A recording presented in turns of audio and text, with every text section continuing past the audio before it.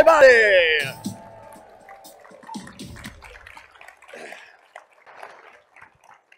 Everybody, my name is Christian Doyle. This is Chris Odie. We are members of Hat Trick Pony Improv and Zombie Orpheus Entertainment. Welcome to Gamers Live Ultimate Dungeon Showdown.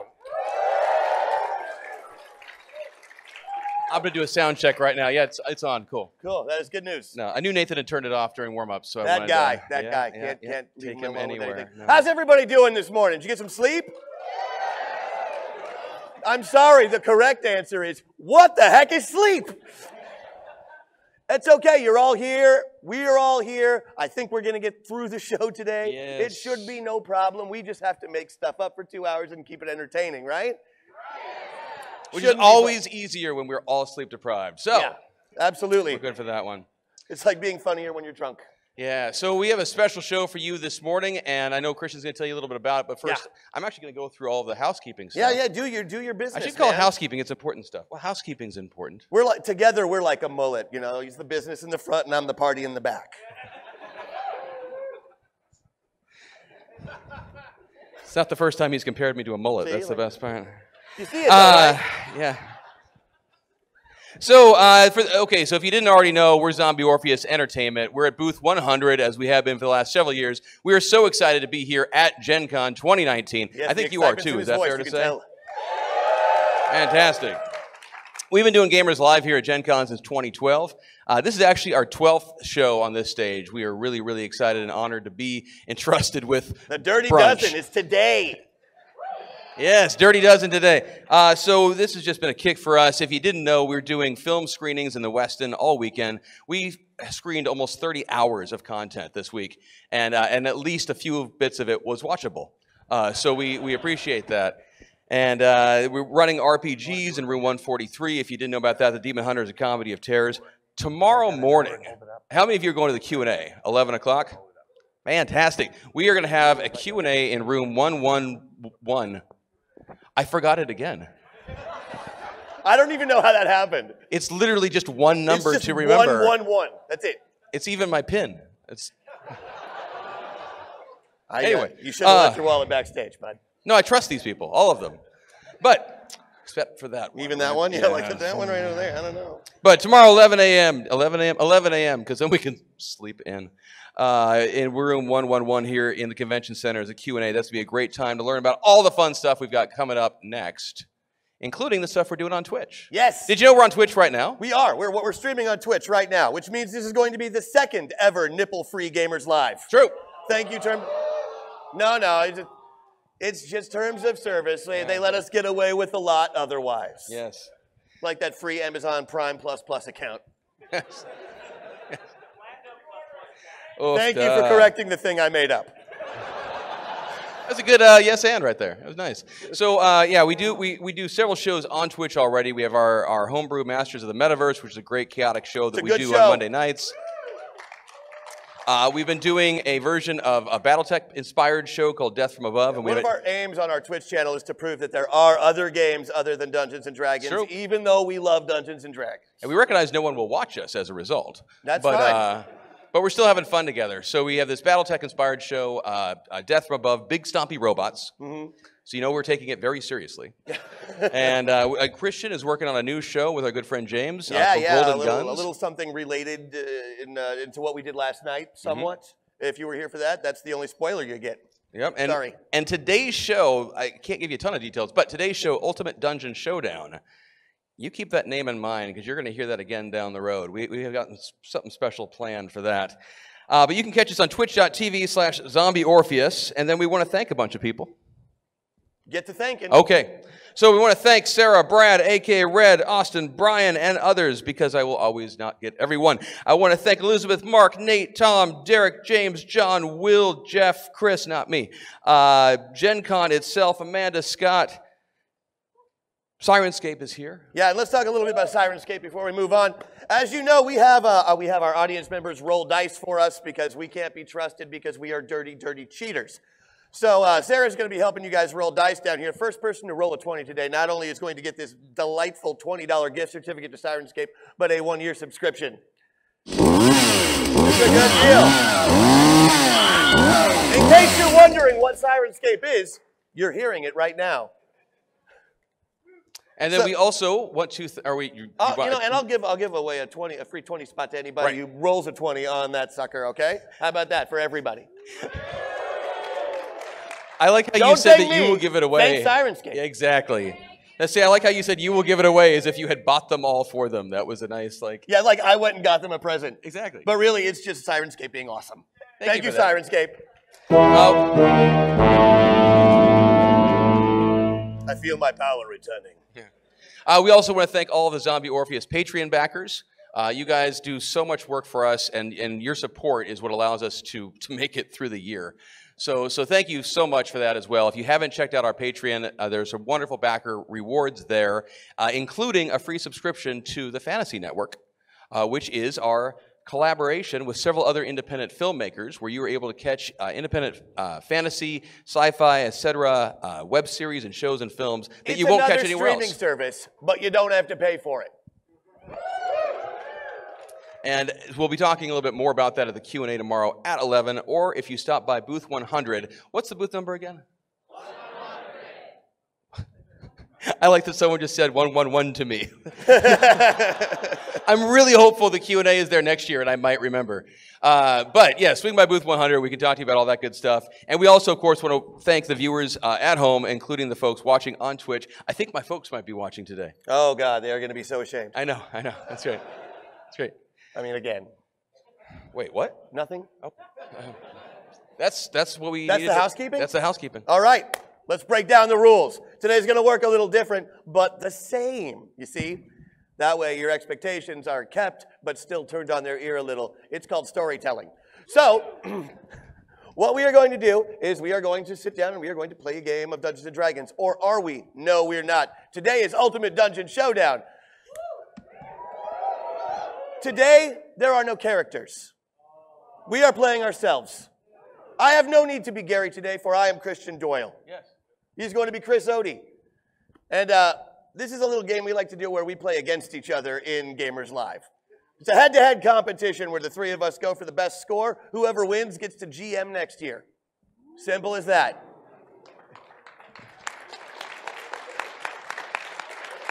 Now, the problem is I only have 2 judges. I need 3 to do proper scoring. So I'd like to invite my good friend, Mad Mike Leonard, up here.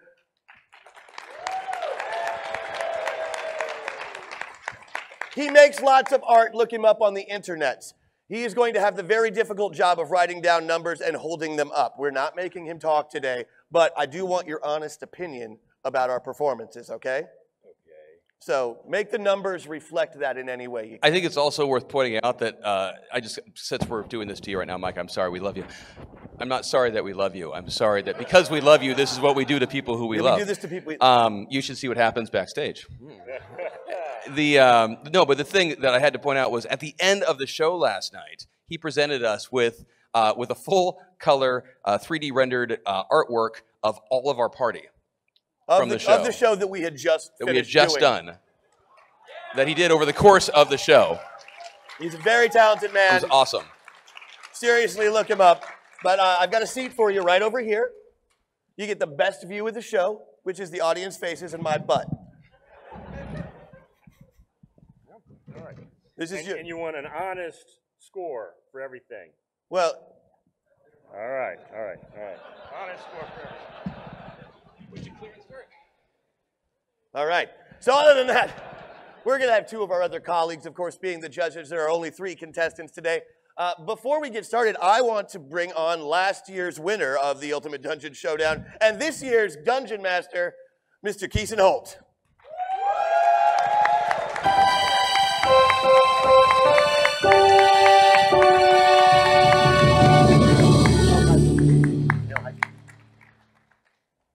Wait, did you just say Hail Hydra? Oh, the mic's wrong. Hey, good morning. How are you doing today? I'm the GM. I won last year, so I'm the current reigning champion. I'm not performing or participating in today's competition, so I can't lose my championship. I am the forever champion. It's on camera, so it's legal now. Last year we had the Ultimate Dungeon Showdown. It was the first time we did it. This time, since I'm running the show, we're going to do things a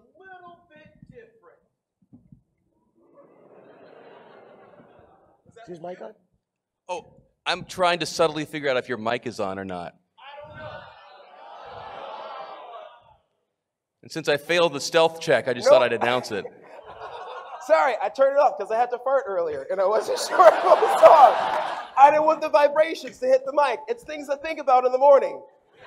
So I tell you what, as a redo, let's clear the stage, hit the theme song, and do what we were going to do for a bit. Oh, let's do that. Okay. All right, forget what you just saw.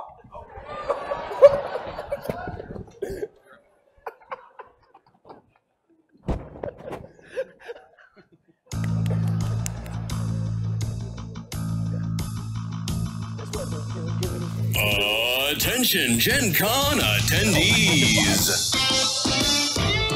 It's the moment you've been waiting for.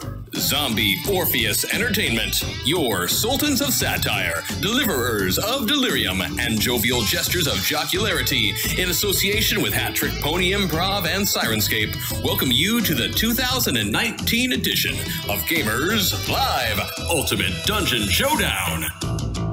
Now shout it out loud as we get ready to RPG, RPG, RPG, RPG.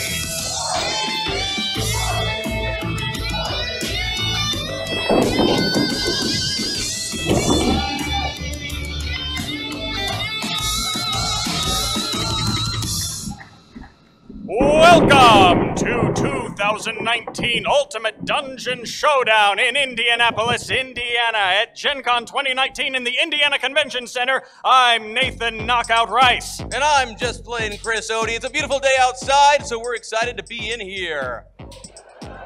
We'll be your commentators for the match today, and boy, what a match it is. We are excited, aren't we, Chris? Oh, it's a real kerfluffle that's coming on up. That's right, and who's going to start our kerfluffle, Chris? Well, we are proud to announce the defending champion of the only time we've run this here, the one, the only, the man whose mic is, I hope to God, still on, Keeson, ya boy! All right!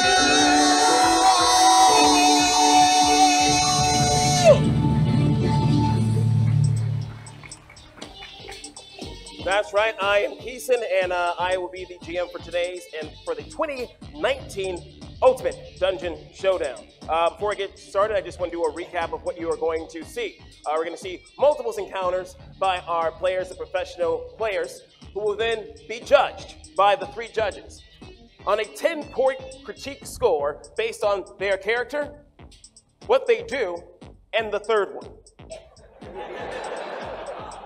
At the end, whoever accumulates the most points, including the overall team score, will be the 2019 champion.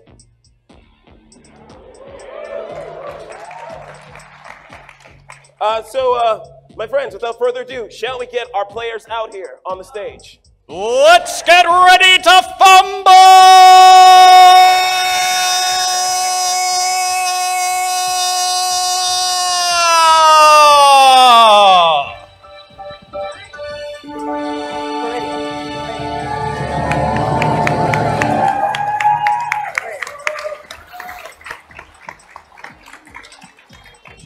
And just a solid-looking lineup we have today, Nate, that I'm really excited to watch them perform and to not have to do this myself. That's right, Chris, because they're going to go through hell today. Oh, yeah, absolutely. And we will probably cause some of it. That's right. Let's go through them in order. First up, on the left, for those of you watching at home, and also those of you watching live, but not for those of you watching backstage, Christian Doyle.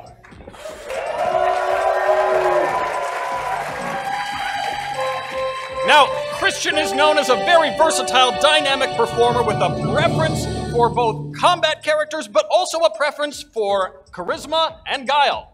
Yeah, although we have to acknowledge that Christian is working with a serious handicap this morning, as he is not a morning person. That's right. That is gonna really work against him, Chris. Until it's about 1 p.m., Christian just isn't fully functional. Yes, Christian Standard Time is its own recognized time zone in the United States of Half Christian. of me is better than all of them. Bold words from a bold man. Now, given that we've just introduced Christian Doyle, I think it's only fair that we now bring up the better half of the duo, Miss Maggie Doyle, Mrs. Maggie Doyle. Hello. Maggie Doyle, of course, well known for her propensity to embody the cuteness of the corgi, the dexterity of the archer, and just her general fieriness. It's because it's red. Yes, I'm also not a morning person. This is going to be a rough show, I'm just saying. Yeah, no, that's true. I had a lot of caffeine, way more than normal. We'll be fine. All right, Maggie Doyle, ladies and gentlemen. And then, hailing also from Tacoma, Matthew Shimkus. Now, you know, Matt Shimkus, I gotta say, Shimmy is really a wild card today. While he has not performed in necessarily as many shows here at Gen Con on Gamers Live, he is a man of 1,000 voices and talents, which I'm pretty sure we're gonna make him run through the ringer today. That's right. He also has a strong preference for fighters. Back in Moscow in 14, he managed to get a fighter and swept the competition. If he gets one of those today, it could be very tough for his competitors. And the simple fact that he can bench press the rest of us combined does give him a certain advantage. That's right. And it looks like Keeson is ready to assign the alignments. In just a bit, we are going to assign the alignments. And for the characters that we have today, let's endow you. Okay. Sure. With the players or the characters you will be playing today. Yeah. Christian, would you like to go first? Yeah, okay. Yeah. All right. So we're going to change things up a bit. All right. Whatever you need. I'm ready. We're going to have you choose between 3 classic types. Fighter, mage, sneaky stab guy. All right? I'm going to give you the chance for first pick if you can guess how many fingers I'm holding up, Christian. Is it 4? Yep. Okay. Thanks for breakfast this morning. All right. So, Christian. Anytime. Since you won the coin toss, I'll allow you first pick between fighter, mage, sneaky stabs. All right. So I got to go with strategy here, Keeson. Obviously, I don't want Shimmy to get the fighter. No. That's going to be bad for everybody. But if things go bad, I want to be able to take the fighter out. So sneaky stab guys for me. All right. Thank you very much. You will be endowed as the rogue. Next up, Maggie. The I choice just is. got put in a really hard position. Well, look, You okay. made it dirty. Yeah, I mean, no, because, like, obviously, he's a good fighter, Yes. right? So do I want to be the fighter? Or, but what if he's an amazing mage and I don't know that he's an amazing mage? Trust your heart, Maggie. Trust your heart. Ooh. It's been decided. Fighter. Fighter. Suck it! Maggie, you may have a seat. Thank you. Matt? Yeah. Just stay sitting down. Oh. I don't want you to be taller than me. Be taller than me in front of camera. I don't like being short on camera. All right, now that we have our 3 classes, let's give them something else.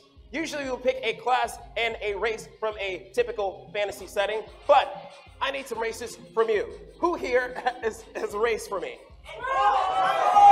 Squirrel. Right there. Cyborg. Cyborg fighter, or cyborg mage. Mage. Sorry. From over here, I need a race that should have been added to like every first edition, but just doesn't make it on the first cut. Right there. What was it? A celibate. Wait, so okay, yeah, okay. Celibate. Half centaur, half elephant. Oh. From last night's show. From last night's show, half centaur, half That's what we elephant. call a callback. Yeah. That's good. I thought they said celibate. I'm not gonna yuck your yum. Celibate, I'm in. Over here, I need one more, and this isn't this. Yeah, you just rose your hand so politely. What would you like to see? Oh, we do have a cyborg sorcerer already. What would be the second thing you'd like to see? You know what? Don't say maybe. It is an elf. We're gonna take elf. Can I be a space elf? It has been decided. All right. While the 3 players are sitting down there, we have their alignments right here. Throughout the course of the matches and all the encounters, you'll be secretly judged on your alignment. But the twist! The players do not pick their alignment, they'll be picked by you. Second Pepsi twist. They will not know their alignment until the very end when they receive their scores. All right. All right. Okay. We'll do 1, 2, C. All right. I'm gonna come right down here. And if the contestants could please enter the isolation chamber by covering your eyes. All right. Who would like to help And me do out? not say their alignment out loud, thank you, don't audience. say it, because it makes the game 2 things, stupid and over. And Keeson, in case you didn't know, you'll have to bring that back here so we can put it on screen for the audience to see. Oh, I know. This one? Cool. We'll put this one in early. Now, I gotta say right now, Nate, this is an interesting technique Keeson's using, walking into the audience where the cameras cannot see him well. That's right. He's obviously not an actor by trade, because no actor could ever leave in front of the camera willingly. Must say, though, he is a snazzy dresser. I am actually wearing, as we refer to it, a Keeson shirt in his honor. It is indeed snazerific, snaztastical, snazaroony. All right, and we have the results for Matt Shimkus. The alignment is going to be... And remember, we are keeping this a secret from the contestants.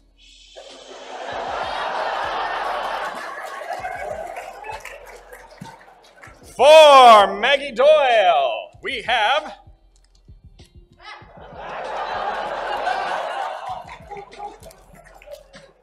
And lastly, for Christian Doyle, we have...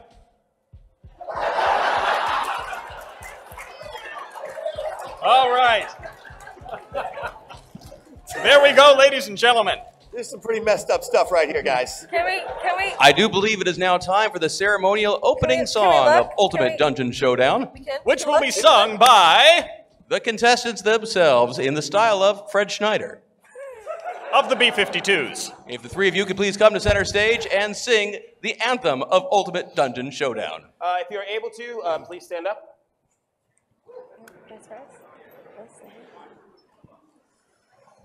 Well,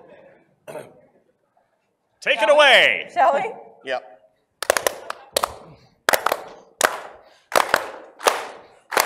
It's the Ultimate Dungeon Showdown! We're gonna play some RPGs! Role playing is fun. Roll the dice, win the prize. Then take down your opponent! Get treasure and take it home. My eyes are made of candy. Woo! Thank you. Thank you very much. Give a round of applause. That was beautiful. As an extra treat today, they're doing the second verse in an operatic style.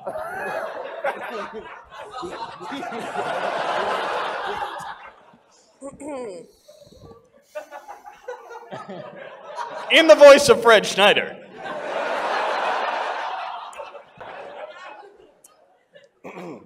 You tenor or baritone? I don't care, man. I don't know. So like, Wait, Fred I think the Schneider real thing question is is- like, how many points will we get docked if we don't do it? If we all get docked the same amount of points for Then not we're- doing then it, then we're we're still good. even. All right, let's sit. Ultimate Dungeon Showdown. Ultimate Dungeon Showdown. That will suffice. Thank you very much. I gotta Give a round of say, applause. playing the sneak thief, that was a really smart move by Christian Doyle there. Right true to character. He's gonna get some bonus points for that if I remember to write it down. That's right. As we remember, it is early in the morning, and you may totally screw him over. All right, now that we have our classes and our characters and our alignments, let's game.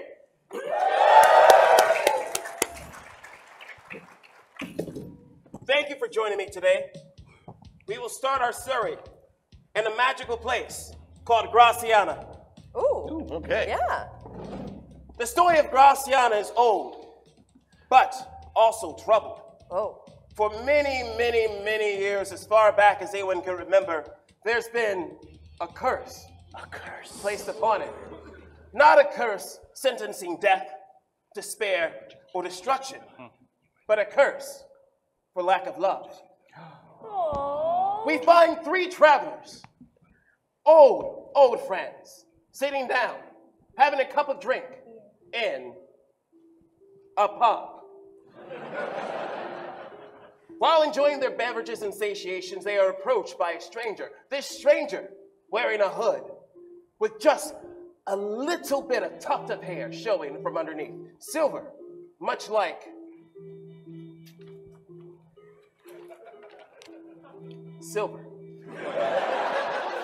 The stranger cautiously approaches the three champions, sits down at their table, and utters a plea for help.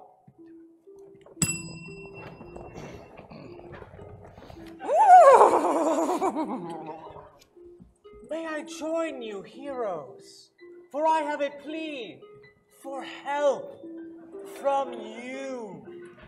Well, if you need our help, you're free to sit down. Thank you. Make yourself comfortable. What can we, Adventurers 3, do for you? We here in this small town have been beset by a curse. Oh. Perhaps that is why you are here. Is it? Yes. Yes, yes. Thank the gods! We finally have some heroes to help rid us of our curse. Oh no, it's fine. We got it. We got it. Come on. Is that contagious? One more time. It might One be. more time. It's okay. I it's cast okay. Detect Disease. All right, already we have some very interesting intrigue, although I have to say, I didn't think Christian was really playing up his alignment in that scene. Yeah, it was a little iffy right there. I'm hoping more from him later on. It was a little understated, but you know, it's early in the game. Very smooth, very smooth. The GM has recognized that Matt wishes to detect disease. Yes. All right? For this particular case, we're going to have you roll for it. Oh.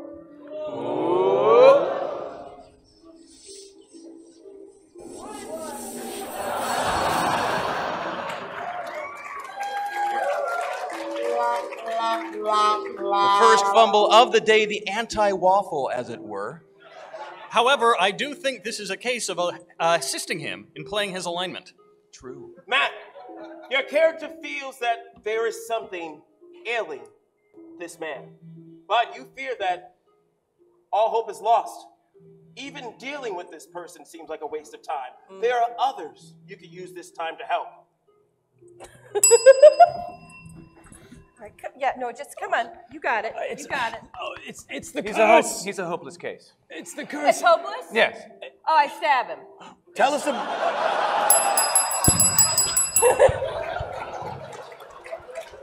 was a bold move by Maggie Doyle there, and not necessarily in character either. Well, at the same time, it could be argued that it is in keeping with her alignment. She did immediately act on the information. True. What does that mean? Oh! I got it. that quick? Wow. Maggie, the GM recognizes you wish to assault the NPC. Yes, I do. All right, you have to roll for it. This will, you have to roll for You it. got this. You got this.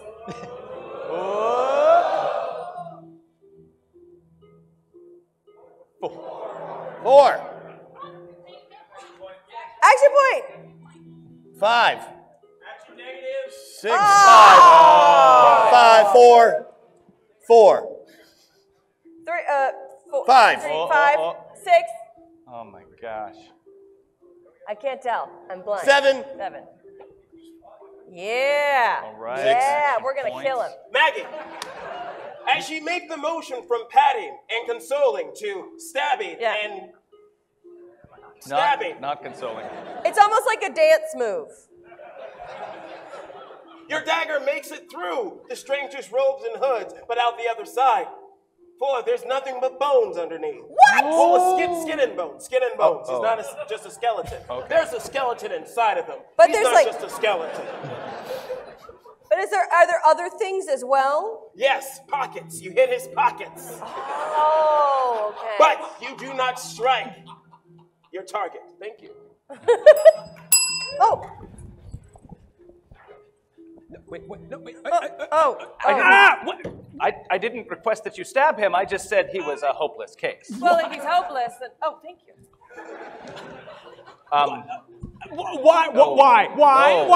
Why? And why do you continue so? And vaguely erotic. No, this is part of the curse. I am undesirable. I cannot find love. And you're stabbing me for it? Well, Yeah. I did say he was a hopeless case. Yeah, I'm sorry. Would you like us to make you desirable? Please. Yes, rid us of the curse. I'm going to give him a makeover.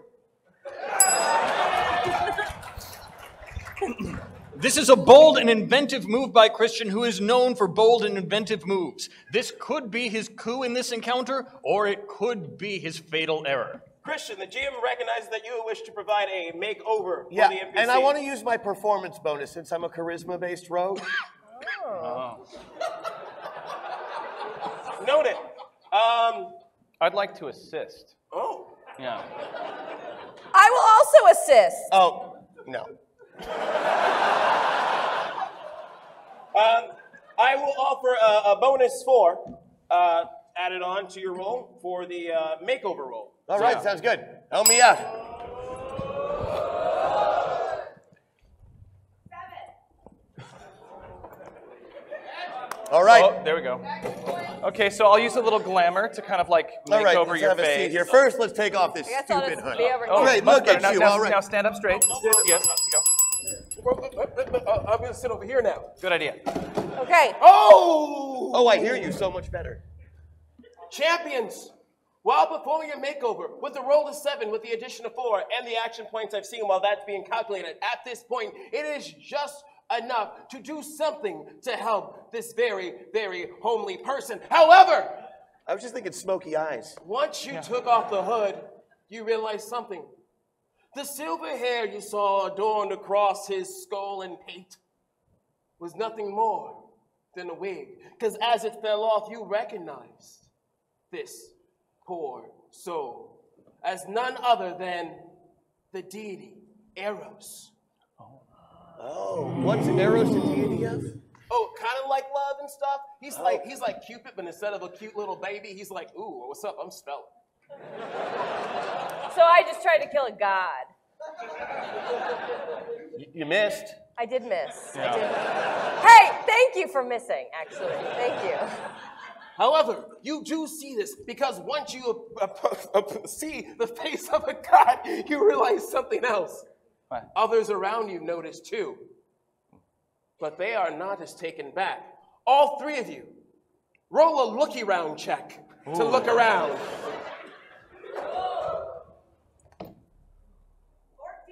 14. Oh, that's a good looky Second round. roll. All right. Yeah. 14. Yeah. Hey, Final girls, roll. 14s. 10. All right. Not bad. That's not bad. Not bad. Thank you. Aw, an 11. An 11. We'll take it. Upon looking around, you notice Christian, Maggie. Yeah. Oh, no, thank you. Now we'll pass. Yeah, we'll talk afterward. You notice the other patrons at the bar do not seem as enthused of seeing Eros in their establishment. They think maybe we should put some arrows in arrows. But It they is realize- possible for the DM to lose points. But they realize they're indoors, so they just use like stabby weapons. What's going on? Nothing. Oh, Well, okay. I mean, that's a god. But people are not happy. That's a god. Now, I think we're looking at our first large encounter here, Nathan. I see a number of love additional god. A love NPCs god. Right. entering the field. It will be So- fun to see how the contestants deal with this. We should protect the god. Are they Well- after him or are they Well, after They seem unhappy to see him. This is tough because they can't love, but it's his fault that they can't love. So I understand where they're coming from. She stabbed me! Yeah, because you were useless. I said he was hopeless, not useless.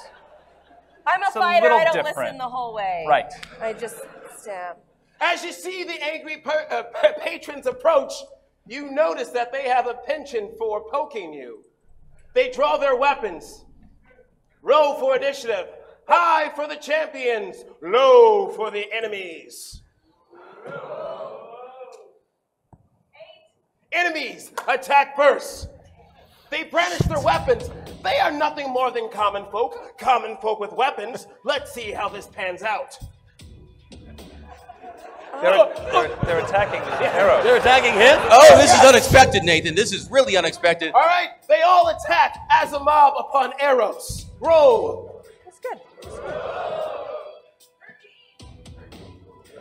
That is pretty good for common folk, I've got to say, especially attacking a god, even a god of love, who is probably not terribly offensive.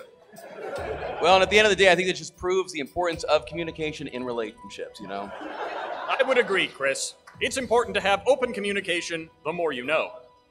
Champions, as you watch before you, even though Maggie's sword did not hit true when she tried to attack him, for some reason, the commoners are having no problem mollywopping this demigod. It is a very pronounced trouncing. But challengers, it is your turn to react. I roll for stealth. I cast Wall of Force between the god and the patrons. Maggie, what would you like to do? Who do you want? Who are we attacking? It's not that I don't want you to win, honey. It's just that I want to win. So. Right. But if you win, him. I win. Oh! Wait a minute. I'm a battlefield control mage, so I just want to split everybody up. So That also means you only have like 16 hit points. Yeah, that's okay though, right? Yep. So, Mage armor! we have the stealth roll from the rogue. Roll. Oh. 13. Not bad. You can't see me. Your rogue has disappeared. Matthew, it is your turn. Wall of Force.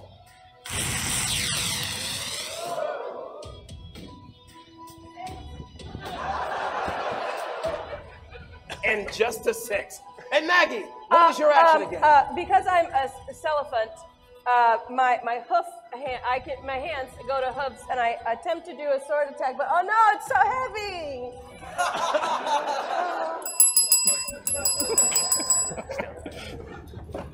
Well, this is interesting. We already have our first double cross of the match in the very first encounter. Yeah, well, we've also got just alignment confusion all over the place. I mean, Maggie's basically playing Shimmy's alignment, Shimmy's playing you, and Christian's, I'm not sure what's going on. He's just way too smooth and confident, and it's like he has no existential crises. I am just aghast at the situation. With one of your members gone, one of them failing to perform, and the other one attacking him, Eros continues to be trapped. All the common folk and patrons inside the bar start attacking them again, but as they appear closer, you notice their eyes rage a glowing fiery red. Oh. Ooh, they are not themselves travelers. It seems they are under the influence of alcohol because they're in a pub, but also magic maybe. For this second round, Christian, you are still invisible, or sneaking rather. What would you wish to do? Well, I'm not really sure that I could do anything effective. I'm probably not up for it. I guess I'll try and stab some of them if I can do it, which I probably can't because I suck at everything. What is this? What is this? Am I warm? For a moment, I thought you were genuine for a second.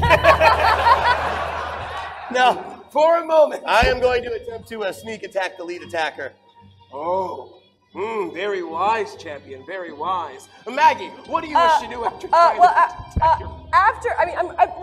I'm just sheathing it. I'm just putting it away. That's really what was happening. Just like a freak out. Just, fake. Yeah, sure. And then because I'm a cellophant, with my horse hooves, and since there's so many of them, I'm gonna get in the group and I'm gonna start just smacking them real hard. Oh, you're gonna Christopher Reeves them.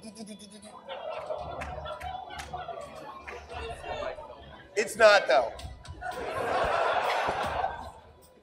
It's been a while. Let it go. Just gonna do that. And, I didn't say Lady Catherine the Great. come on, too soon. Matt, what would you wish to do? I cast Flaming Grasp on the bar and set it on fire.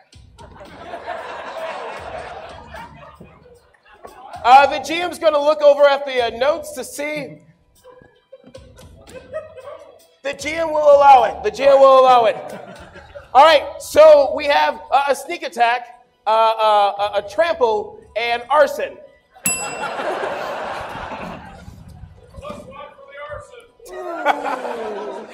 First, the rogue makes a sneak attack.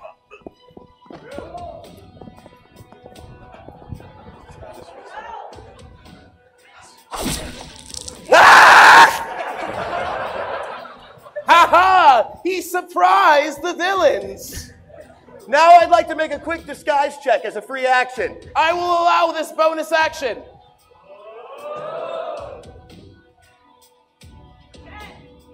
Hey, what's up, guys? okay. Are we beating this god or what? Let's take him down. Yeah. All right. You successfully blend in with the mob. Next, Maggie. Ow, ow, goddamn, ow, ow. Ow, ow. Oh no, it looks like Christian has put himself in the line of fire. I would like to use a movement to just sit as well. All right. Let's see what the Because roll. the bottom half's elephant. Let's see what the roll says.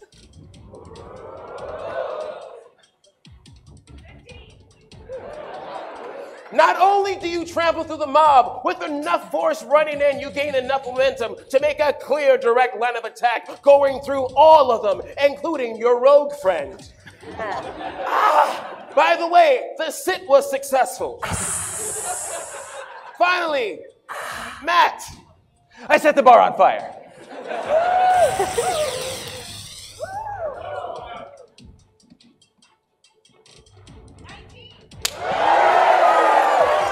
Burning down the house. 20. Arson, arson, arson, arson. Oh, no, maybe not. Maybe And then not. they never let us come back to Gen Con. Yeah, maybe. Thank you for chanting that instead of fire. It's a theater. It's a theater. It was successful. Your magic emits from your fingers and sparks, igniting the back bar. Dark bourbon, light bourbon, the more flavorful flavors and spirits and liqueurs, all doused in spray, making the colorful flames decorating the back line. The patrons still in lose the redness in their eyes as they storm out in orderly fashion. Outside, everybody. Outside. Very carefully down the stairs, exiting the bar safely. Where did the rum go? I would. Oh crap! No, that's the bottom half. As they all leave, the heroes also make their way out of the burning bar, I assume, along with Eros, the weary traveler. Wow, the first encounter, that was just all over the place. What are you thinking right now? I don't know. I'm thinking that there were a few subtle things we saw there. For one thing, I think Christian really went against his alignment by blending in with the crowd. He obviously does not want to be associated with everybody else. He wants to be different and known for that. Yeah, well, and just in terms of even the overall encounter design, I think that was the first time that we have seen the NPC, the target as it was about to appear of the champions themselves, being turned on by the whole fan base. It is a very interesting twist. Now, one thing that I did appreciate was Maggie, we saw, sat on the god. And as we know, since her lower half is elephant, she's going to remember a lot about that encounter because she has an ass that doesn't forget.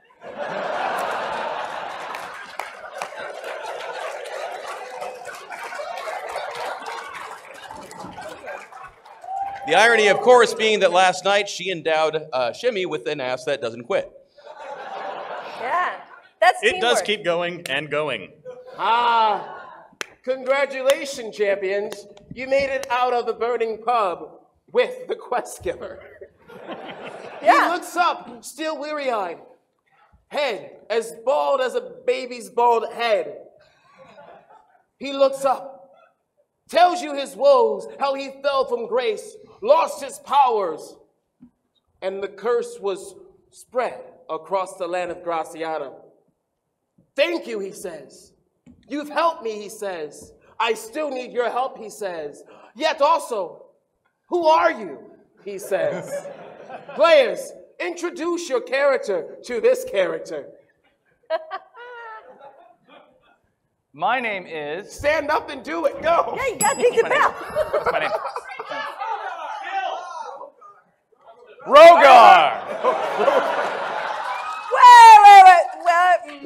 Rogar, the entirely original. Rogar, the entirely original cyborg sorcerer.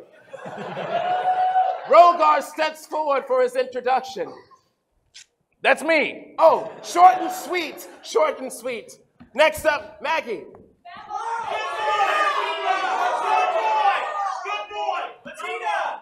Bettina the Babar. Bettina, introduce yourself to Eros. Eros. Oh, thank you. My name is Bettina. I'm right here. You don't need to shout. Oh, it's just part of how I'm built. I'm very loud. Oh, yeah. All right. Well, thank you. How did you lose your power? Sneak attack!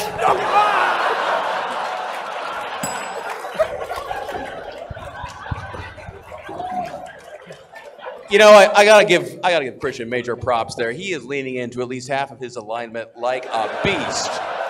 In hindsight, I'm realizing we basically are asking him to play himself. In some ways, at least a younger version of himself if you take the whole alignment together. This is true. This is Dorkness Rising level Christian Doyle. That's right.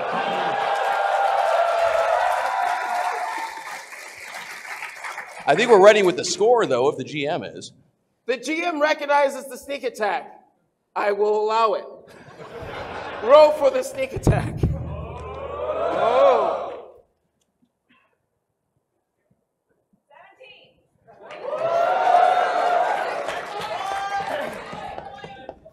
Are those positives or negatives? They're all positives.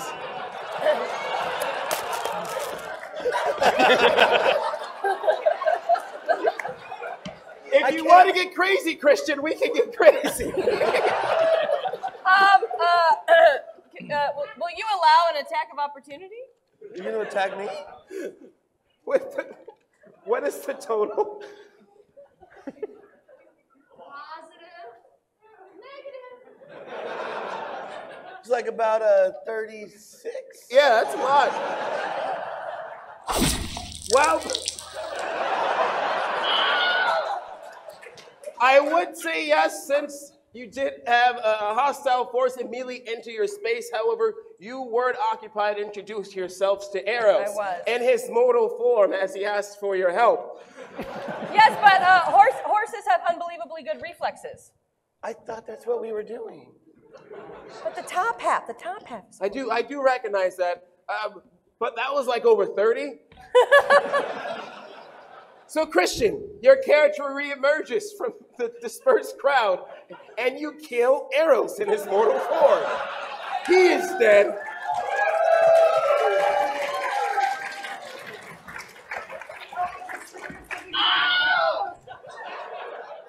You asked my question for me, buddy. I do recognize that. He was still immortal and depowered, so what you would usually get for a level 0 NPC commoner. I'll take it. 15 experience 15, points. There you go. This game's about points, guys. Come on. As you do so, however, a rush of adrenaline fuels through your body. It just goes right on in and it powers you up. You feel an anger of something mighty and then immediately subsides. Oh. I'm sure I'm not in trouble with a god. In the middle of the street, the dead body of Eros lay. Well, we're going to need to get rid of the evidence. Can you light it on fire? So were we not doing this? Arson!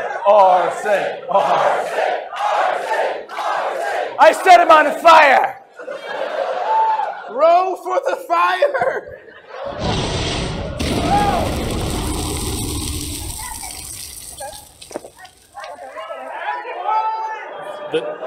The target is prone. Sorry. Yeah.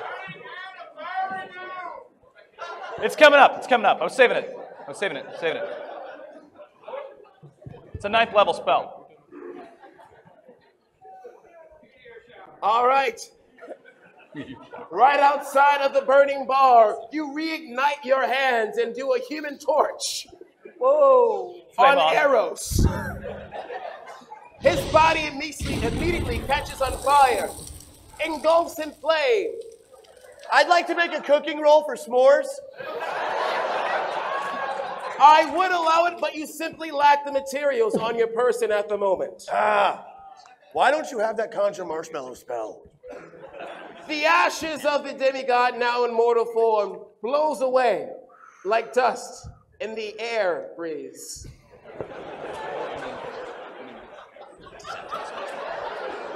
It's good.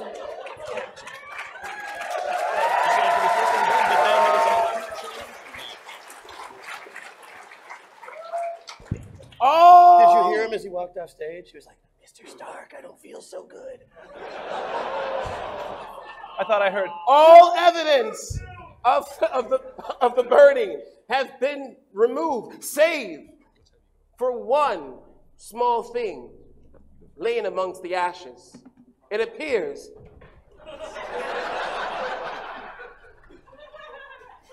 It's a flannel shirt. It was a really good shot, dude. Shirt you find, or is it end of first encounter? All right, well, that was quite an interesting encounter, and it went quite a few different directions. Yeah, I'm really curious to see what the judges had to say about that, including the fact that I'm one of them. I should write down my scores. All right, well, I will start first. I gave Maggie a 7. Aww. I feel like that's generous. Thank you. Not all of the alignment play was good, but a lot of the moves and strategy were pretty on point. I had originally given Matt a 5, but then at the very end, he made a move that required thoughtful foresight, and so I reduced his score to a 3 due to his alignment.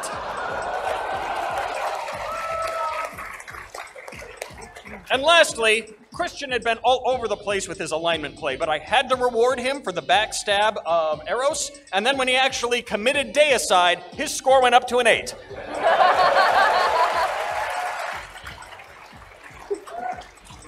Yeah, it was tough to get down the nuances of all of these, but after doing some really deep thinking about this, I came up that, similarly, I think when you really put it all together, looking at them as individuals, as a group, I thought Shimmy was a very solid 5. And, I think he can feel good about that. He was good with the alignment at times, not at other times. Some very creative moves there. Liked the arson, big crowd pleaser. I anticipate that's going to be a callback again. Mags, her play was, again, it was adorable. It was fun. It was very Maggie. It was just vintage Maggie. It was so good to watch. So I gave her a 5. And so we're going to go with that as what she did. Christian, I couldn't find him for some of the encounter. He did such an amazing job with his sneaking. I thought he'd actually left Gen Con. And then I remembered that I booked his flight, and there's no way he can go home yet. So, but when you put it all together, I had to give him a 5. And I just thought that was really, really indicative of the style that he had. I was largely just tracking their alignment play. I think that's the most important thing in playing a character well. And, with Matt, everybody was helping out with those negatives to make him seem a lot more stupid than he actually is, which is pretty impressive to be able to do. So I gave him a 3 for success on playing that alignment. Okay. Maggie, however, I just couldn't see the level of not getting it. She tried good. She did get a couple of points, 2 points for Maggie, but she just fell short. Now Christian, I just don't know what to say. He is just the most incredible person in this group, and sounds like favoritism. I gotta ask for a second, Mike. I do notice there is a $20 bill in front of you. I'll allow it. Donald Trump is not on the 20. Donald Trump is not on the 20. He gets a 1. The bank account's in my name. Only one of those is mine. Oh, damn. One of these isn't his. So, yeah, 1 for Christian. It wasn't that That's one. Just, no. At the end of round 1, commentators, what are the scores? Somebody is in the lead, and someone is behind. Good enough for me. I'm gonna put on the flannel shirt. You put it on. Yeah. It didn't burn in the fire, so I'm putting it on. You put it on. As soon as you do, the world seems a bit clearer to you. Things just tend to make sense. Between people who are interacting and talking, you see almost a thread connecting these two. A girl thread. So your first time with a shirt? Do you act, wait. Sure. I mean, I know you usually prefer that I take them off. I'm going to assume your character did a better job. It's just, you know what? Don't. As you do notice this thread seems to spread not just between people interacting, but everyone in the land of Graciana. The birds in the sky, there's a thread connecting them to every single living thing within. We're all connected. Ah. You've noticed this. Cool. So to test a theory is that there's like a bird and a tree. I'd like to cut that thread. I will allow you to roll to cut that thread. I just want to see what happens. Whoa! Whoa! Oh, all right. Oh, look, there's a bird.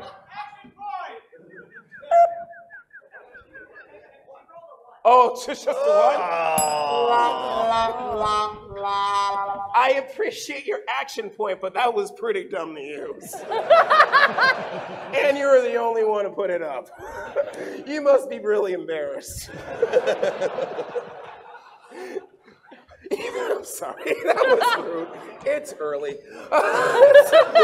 You take your weapon and you try to cut the thread that you only notice after adorning the robe that was left behind, but your weapon goes through it. The threads that you see don't seem to be tangible or concrete in this realm, or plain, if it were a plane. Are they different colors?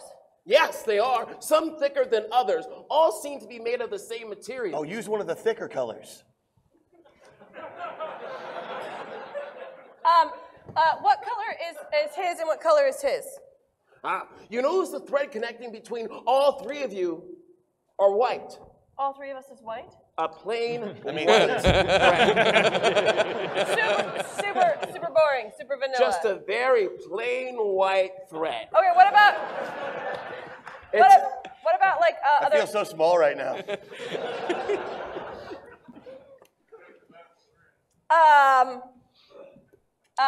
I'm gonna kiss the rogue and see if it changes colors. Kiss the rug? Kiss the rogue. Oh, kiss the rogue. Does the rogue consent to a kiss? Do I get a sneak attack bonus if I attack?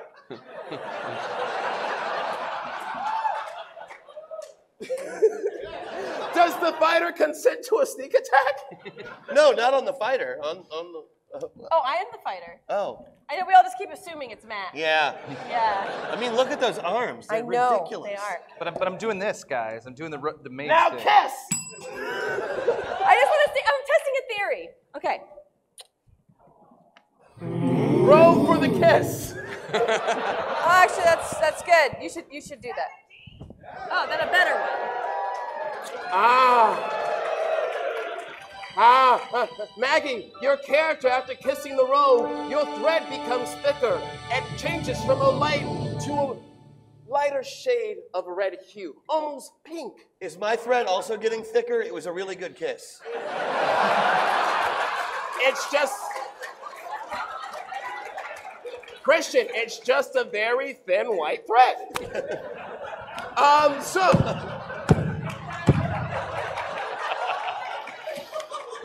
I'm calling that a floor. I'm calling it a floor.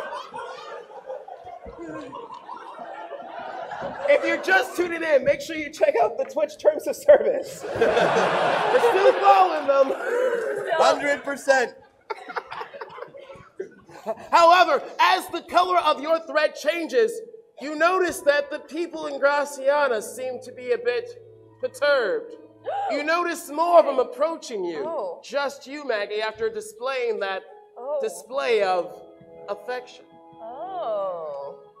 People from all over start approaching, surrounding just you. Oh. Their eyes now glowing Oh. with that same red glow you saw in the pub. I make a disguise check. Roll for it.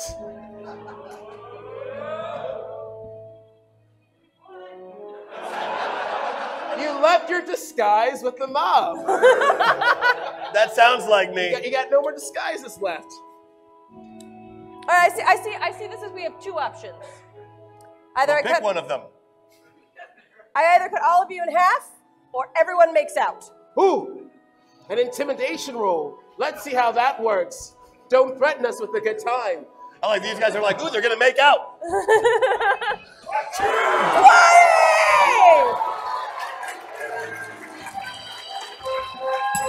We all know how this is done, right? Wait, is that the first 20?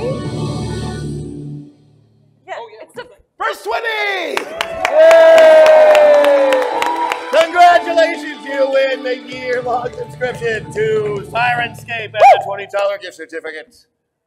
Maggie, as you dished out your thread, you first challenged them with violence. I did. With an underhanded challenge of love. Yeah. I wanted to see if they responded. They do respond. First with anger, hate, confusion. But after a while, they're kind of like, yeah. They start feeling that love. Not a love for one another, but like a self-love. They all start making out with themselves. Yes! Not each other, themselves.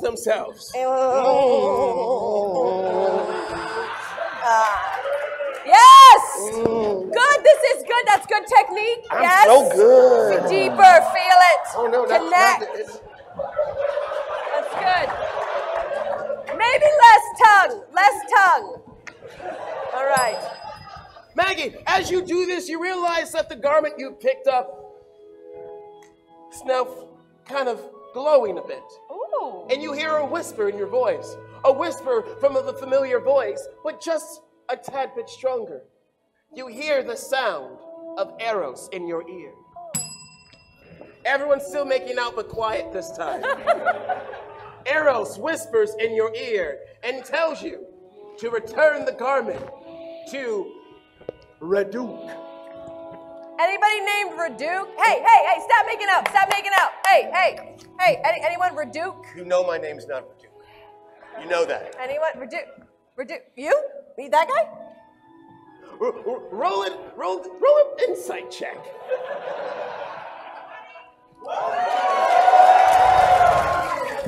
Maggie with a rare double 20.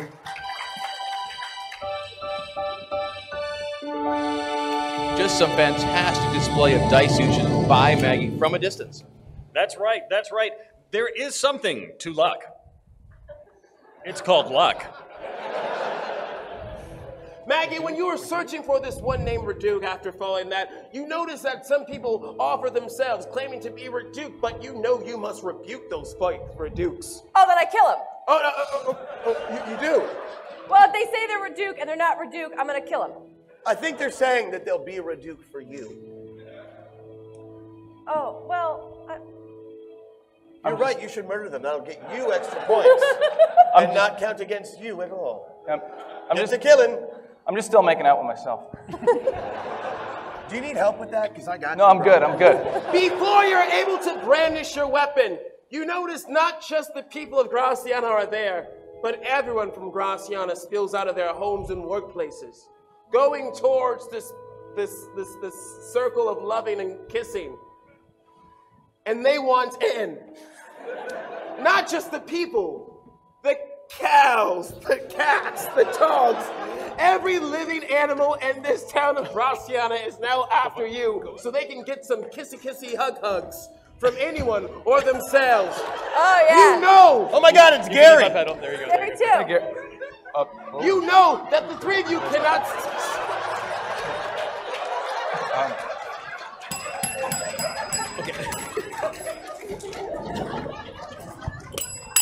Now, we are, of course, going to have to skip a lot of what follows because of the Twitch terms of service. Of that, we are all thankful right now. Thank you, Twitch. You notice that you cannot handle an entire population of a No, town. this is overwhelming. So what do? We're gonna have to. I cast Meteor Shower.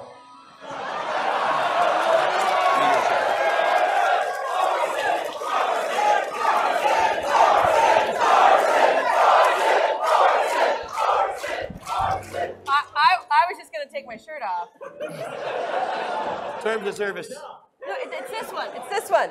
It's this one. Oh, the robe. You're going to remove the robe. Yeah. You try to unrobe yourself, but it does not come off. Oh God, now I have to You're gonna put need it a back hand, on. aren't you? Yeah. It does not go on either. Thank you, Matt. But droves upon droves of strangers are starting to approach, making lovey eyes and doing this. They want to be a part of something. They need this love, but it's driving them angry. Do you stay or do you go? You've just got to let him know. We're hightailing it towards Reduke. You start to head out? You start to yeah. head out? You all start running. I mean, we could toss a fireball behind us as we go if you really want to. If we go, it may be trouble. If we stay, it may be double. Right. You just got to let me know. I'll also poop as we go. Delightful. Look, if you want to change And I'll your set it mind, on I'll let you fire. begin to talk. All right. As you make your escape, Christian, what will be your actions? My actions are, one, to be better than everyone else. That's not a playable action. Don't Not for test you. him. Better than everybody else, but I'm getting out of town. We're heading towards Reduke. I'm trying to just gather the party and move them, you know? Get them into the idea of leaving, you know? Just set a pace. So just going. Yeah, just going, but setting a pace, like that they want to follow. Maybe something with a nice beat that's easy to dance to. Oh, okay. I got it. Maggie, what will be your action? I'm gonna poop so that you. Oh. Because if they won't follow it, elephants take giant dumps. That's why I don't follow elephants. Yeah, so most people don't want to follow it. You have yet to make it through a show without potty humor. And Matt, as you leave, what will be your action? Well, I mean, I'm going to light the poop on fire progressively as we go so they have something to follow out of the town. All right. You start to make your escape for the chase. Let's first get the roll for the rogue. Setting a pace. Success. Nice. Oh, action point. Oh, there's an action point. You walk with a very good posture. It's a negative action point. Negative action point. Oh, no, bad posture. Bad Your shoes posture. untied. Oh, but then we had some positives. Negative. Now, the rogue for the pooping. Trust me, she doesn't need to roll for it. 17. 17, Yes! that's a success. You could have passed with the 2. And finally, Matt.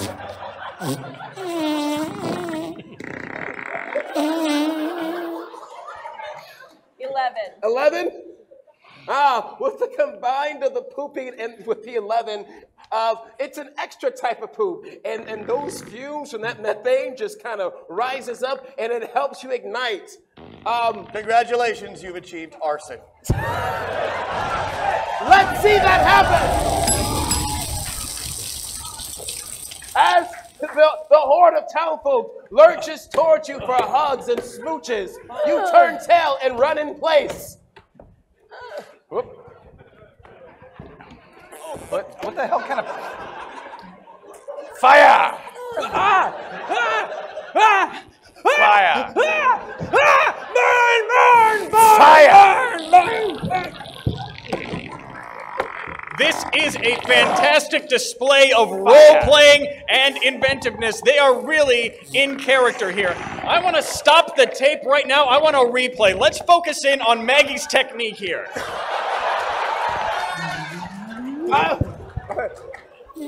So let's focus in. Maggie is going to be our focus here as we go. Watch in slow-mo the way she delivers the payload.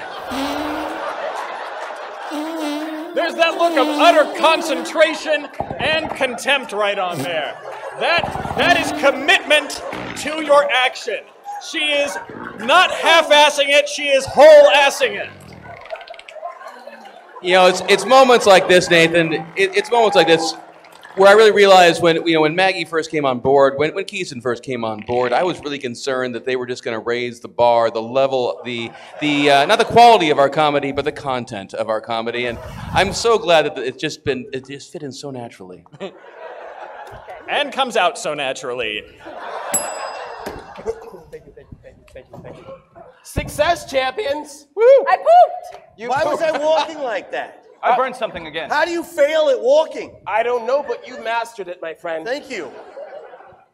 You were able, between the poop and the flames of the eventual arson, to widen the distance enough that the effect of the love that you showed wore off. After quite the distance, you see them stop trailing. They turn about, look, and head back to their lives. Yeah, I'm never showing affection again. Well, not in Graciana, but you hear the voice in your ear again. Find Raduk, Raduk, seek Raduk. But traveler, what is Raduk? Yeah. I don't know. Yeah, what's Raduk? Come I have on. no idea. Learn, I would like to call upon my elephant wisdom. Ah! Oh, there we go. Yeah. All right. If it fails, I'll scry something. Okay. Peanuts, it says. You connect to the ancestral place of where all elephants go, the elephant graveyard, to commune. Let's see if you are able to tap in to the prime pachyderms. Roll!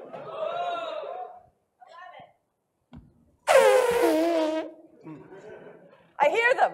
They hear you. They tell you this message. Oh, our lineage split at one point, and someone did it with the dude horse.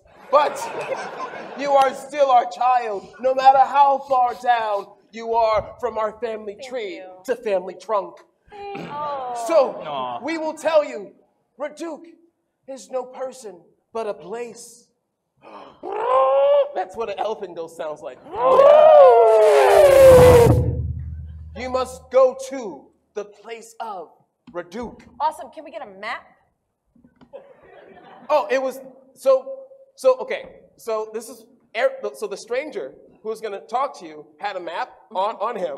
But we burned it when we burned him. But there was also another map that in the on bar fire. in case you didn't see that. It was just But like a he big burned map. that when he burned Set the that bar. on fire too. But the bartender knows a place for someone who can take you directly to Raduk. The bartender was in the bar. He was downstairs in the stock room. Set on You fire couldn't get out too. smoke Couldn't get out, inhalation. yeah. Oh, Yeah, I okay. set him on fire too. It's very sad. Okay. Yeah. Travelers, what will you do? We'll get there. We'll get there. We'll get there. Christian, how will you solve this problem of where to go but nowhere to know where to go? Well, I do have knowledge history at a fairly decent level. I set history on fire. We're about to, my friend. Yes. Do it. So I'm going to see if I can remember anything from my studies that would lead me to Raduk. Roll a knowledge of history.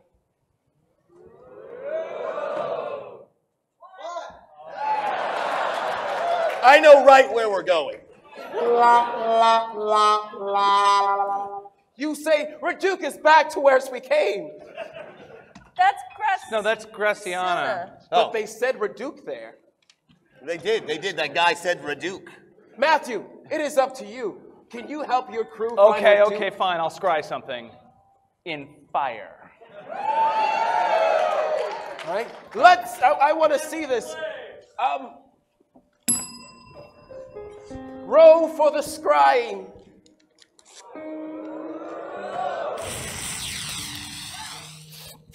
Oh. Whoa. You conjure a flame.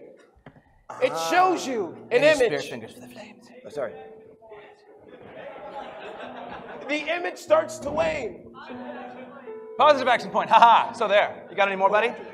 Being fire is hard. Company, Come on, somebody can be fire. Somebody Fire, can be fire, Get up fire. here. Come be fire. One of you. Come on. Yes, Yeah. you. Yes, right here. fire. Right here. Give us like spirit fingers for the fire. Yeah, Yes. fire. Yes. Oh, Fire. yeah, what do we see in Yes. this? The fire contorts and changes shape. Then all of a sudden, an image manifests. It's a tower. Ooh. A tall tower with a pointy steeple. Ooh. Yeah. Taller. Taller tower. There we go. Yeah, look at Yeah, that. look at that tower. Check it out. Okay. Good. It's bigger. so big. Bigger. Come on. It's all about the fire. Yeah, Yes. Keep going. Make it happen. All right. And at the top of the tower, you see a statue. Oh. A statue of a person weeping underneath. It says Raduk. Found it. Okay, There it is. but like, is there a map? Oh, you just wanted me to? You wanted a map? Yeah, why'd you do the whole tower thing? Okay. I mean, like, I dismissed the fire. The fire was dismissed, As the flames died out, the statue on top of the steeple from the very tall tower that you saw that the fire created disappears. In its place is an open sky. But if you look kind of to your left, just a little bit faster, you see a tall tower. It's a tall tower. Okay. Just right above the tree line. Okay. Excellent. Travelers, methinks you have the way you need to go. We go that way. Yep. Yeah, that'll be 37.50. That will end. Double time marching style. Second encounter has ended. Judges. All right, well, let's start. Christian really is just not going into that alignment. He still seems self-assured. He's not whining at all, which is also odd for him. I have to give him a 3 on that account. Now, Maggie. Firstly, I had to dock her because she made an insight check and went ahead and trusted the result. That is so out of character for her alignment. I just couldn't buy it. It was a big penalty, but the self-makeout and the elephant poop made up for it to bring her up to a 7. And lastly, what a turnaround for Matt Shimkus. He was methodical. He was straightforward. It was always the same thing. Every time it was fire. It was predictable. It was like clockwork. And he did nothing with any reflection. He didn't think about it at all. It's just whatever he decided was a good idea at the time. And for that, I'm giving Matt an 8. Yeah, you know, I'm going to start off with Matt and just work my way across left to right here. And I got to say, I was unimpressed at first, but then I realized that, you know, there's kind of a dude bro thing going on there, and it really fits into his alignment. And as such, I had to give him a 5. I just thought that was a really, really well done approach, and I appreciated his work there. Maggie's work, I thought was a little sloppy at first, so I gave her a 3, but then, you know, she got that bonus number 2, so she gets 5 points right there for Maggie. Really happy with her work. Christian, just a solid performer as always, in my opinion, and I'm not just saying that because he's right there. But you know, I just again with that kind of performance, 5 big points to Christian. You know, you just got to be impressed with that. And finally, you know, 5 points to Gryffindor just because. They're on the board. 6 points, Gryffindor. While I feel that Christian has improved somewhat, for the most part, I think he has just cheapened the entire experience. So I'm only giving him a 2. Ooh. Matt, on the other hand, has really committed to this alignment change he's forcing on himself. And as much as it's been pleasing everybody, I went ahead and gave him a 3. But ultimately, I have to say that Maggie pulled it out in the end with a 4. All right. That was the end of the second round of points. And my friends, this also brings us to our halftime. So we're all going to count down to halftime. 5, 4, 3, 2, 1, halftime. All right, ladies and gentlemen, it is halftime. Our contestants are going to rest, but while they are resting, we are going to have a halftime show that is going to start with Stephen Thomas Walbrecht. Yeah, we're excited to bring to you Stephen Thomas Walbrecht and his backup dancers in the Flight of the Fortnite Dances. We need way more backup dancers than this. This is also one of those moments where I'm remembering that next year I'm going to make my wife wear her glasses for the show so she can see me gesture from across the stage. Oh, more backup dancers than that. And Stevie Lee. Ready, go. What is the bit they're doing with the alignment? And then this. I don't get it either. It's not. Oh, this is good. And then here. It's okay. I don't understand the bit. Oh, whatever you want to do. I think it's probably only confusing to us. All right, we done with halftime yet? All right, that was the Stevie halftime performance show. Thank you very much. Thank you. Woo! Yes. Let's go. Now, Let's go. Right here. while our competitors were resting, Say it. Bubble Boy! Woo! Yes, nice job. Nice job. Thank you very While much. our competitors are resting, we thought it would be good to go through some of the highlights of their career. And we're going to show you some of the high moments and the low moments that they have experienced in this sport so far. You know, I think it's only appropriate to begin with Christian Doyle. You know, Christian's been a rugged competitor in Ultimate Dungeon Showdown from day one, and who could ever forget that strong performance of him back in the Helsinki Games of 2017? You remember about that one, Nathan? I do, when he was cursed with the bursting pustules coming out of his mouth and elbows. Yes, and yet still managed to role Name play. them all, Nathan. Still managed to role play a bard who had been struck by the ghost of Tom Petty. That's right. Let's go to the tape. What? Let's go to the tape of Christian with the bursting. Go to the tape of Christian with the bursting pustules possessed by the ghost of Tom Petty. All right. We apologize for the technical difficulties finding that footage, but it has been acquired. Possessed by the ghost of Tom Petty. With bursting pustules in the mouth and elbows. Oh. Hey, you got any weed? That's fantastic. That was certainly a highlight. However, we also have some amazing footage and highlights from some of our other folks. I do believe we can all recall the time that Russian Bombardier played by Matt Shimkus when he was in the room filled with the helium trap. Let's go to the tape. Well, listen, it's impossible to do bombing with Russian dialect while in helium. You know, I really do appreciate Matt's versatility as a performer. And you know, that scene, of course, that moment in his career did remind me of the year before when he was in the same encounter as a rabid Scotsman.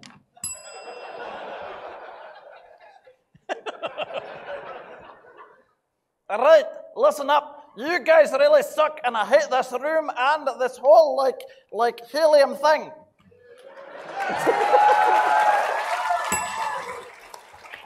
And who can forget the third encounter he had as an Irishman where he was also forced to do a jig? What? Irishman jig. With the helium? Yeah.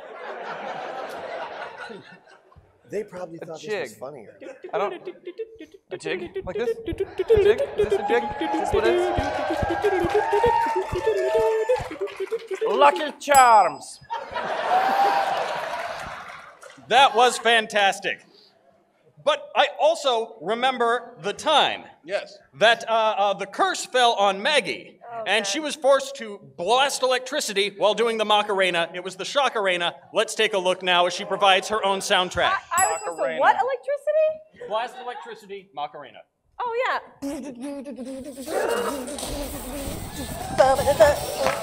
Hey, Margarita. And Yeah, just amazing. It's such a great trip down memory lane. I remember it like it just happened. What? Oh, I wasn't trying to endow anything to you right then. Okay, Sorry. It's the sound goes out, not back. Yeah. Well then, we'll speak a little more back to you. All right. Now, the other thing I thought was absolutely impressive was the time she was cursed to do an Asian accent in a way that was totally not offensive for a white person to do. Let's go to the tape. Yeah. No, it's okay. The footage for that was lost. Oh, that's right. That's right. And can't be found anywhere. Guys, you came up with a good one. Anywhere. All right, at thank all. you. But, you know, I do think it's fair for us to take a moment now and look at the scores and just kind of, you know, we've been doing some tabulations. We know who is in the lead. Yeah. And I am very impressed right now with, well, you know, let's start at the bottom. I am a little bit surprised that currently, bringing up the rear, Christian Doyle with 24 points. What do you think about that, Nathan? Well, I think Christian, as we know, is a strong competitor. I think that's going to push him to play his alignment even harder. Yep. Christian wants to win this. Christian is in this for the long haul. Christian is not to be underestimated. Matt Shimkus, 27 points. 27. You know, I was thinking when he did not get a fighter that he might not be able to pull this off, but boy, is he in the game. Yep. Look at that, especially in that second encounter when he played the holy heck out of that alignment. And right now at 30 points in the lead, Maggie Doyle. That's right. You know, it's been a tight game so far, only 3 points separating each one of the competitors. It is a tight game, and it is still anybody's game. Anyone could take this. I think it's time for us to begin the second half. And with that, it is the 2-minute warning. Two minutes. Wait, what? 2-minute warning. How did we go from halftime to 2-minute warning? Wow. Halftime. Fair. Half the halftime. Okay. We all watch sports ball. We know how it works. Welcome back, champions. Thanks. You made your way through the forest of destruction, past the weeping lake of sorrow, and into the self-retrospective, this little valley. You did like a lot of thinking, a lot of just like, oh, you know what? Maybe I can be a better person by applying these to myself and actually following But then through. we left the valley? You left the valley, Okay. but you Okay, left with we're a proud of clover that of now. accountability.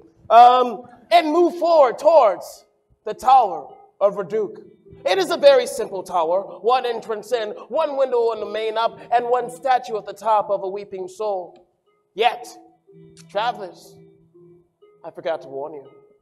There are 2 guards standing outside the entrance to the Tower of Reduke. I set him on fire.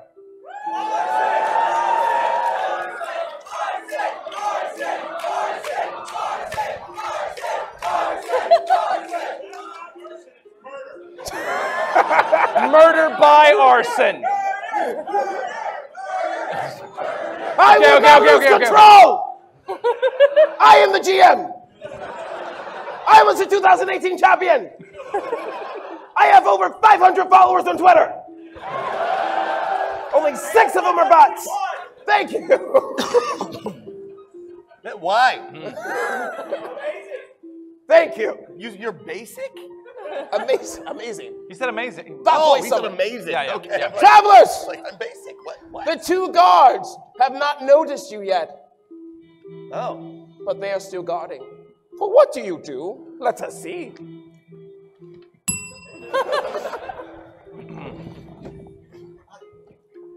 Okay. Look, they haven't seen us yet. Right? Even though you're an elephant centaur? Yeah. Okay, good. We're hidden. Gosh, if only one of us had the stealth ability. Yeah. Wait, that's you. That's you. Oh, it is stealth. Rolling for stealth. The GM recognizes you are rolling for stealth. Sweet. What is your modifier? Hey! Hey! This might work. I don't know. It might work. Yeah, actually. The guards. The guards see you. They are confused, not hostile, but they just want to make sure that you are okay. Yeah, do you guys have a bathroom in there? Because I've been walking for like 3 days.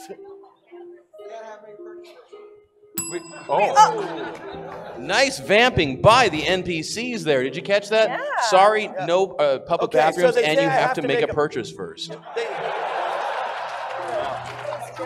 Good.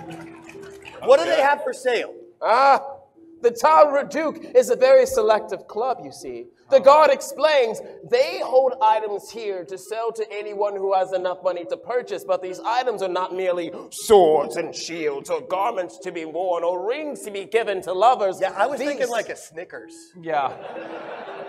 Something that's like a really small, easy purchase. Yeah, you know, like whatever they have like at the counter. I'll get that pack of gum, and then I got to use the restroom. I think it's not a place where simple deals and transactions are made, for the deals here can only be purchased by, ephemeral things, abstract concepts. So it's like Costco. Like fire conjured up from nothing?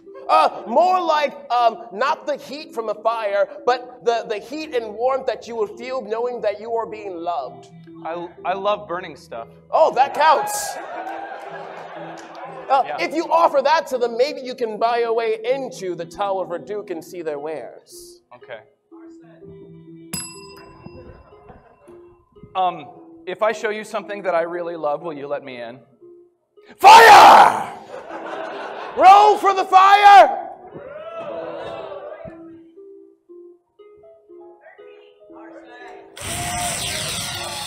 You can't burn down nothing. Will somebody please teach this young man about fire? You show them what you can do with your flames. They enjoy it.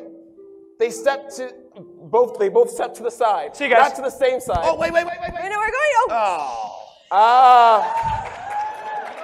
In order to enter the Tower of Reduke, you must pay a price. Rogue, what do you have to offer? What do you love? What makes you feel? Oh, here. Keeper. That's actually. All right, she can go in. She can go in. It's so sweet. But he gets to come in too, because I was his offering. No, I suppose I'll just have to wait outside here. Never get into the Tower of Reduke. It's so sick. Roll for the sneak attack.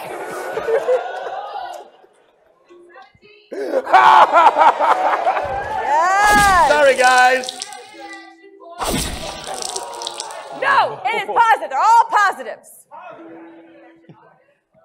That's all you got. You guys do what you want. You guys do what you want. Negative action points are okay. Yeah. You don't want to see the next encounter. Why would you? Let's stay here all day with these guys. Hey, do you know any Shakespeare?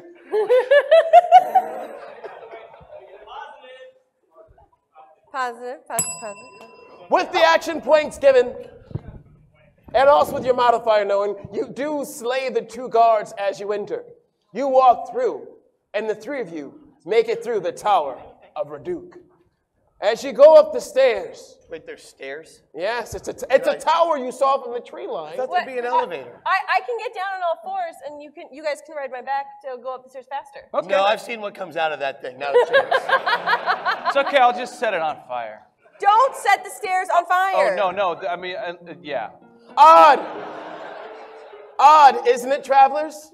You walked into this place knowing that they have wares and things to purchase and buy, yet there are empty halls. There's not even a carpet on this floor. That's because you can't buy love. Damn it.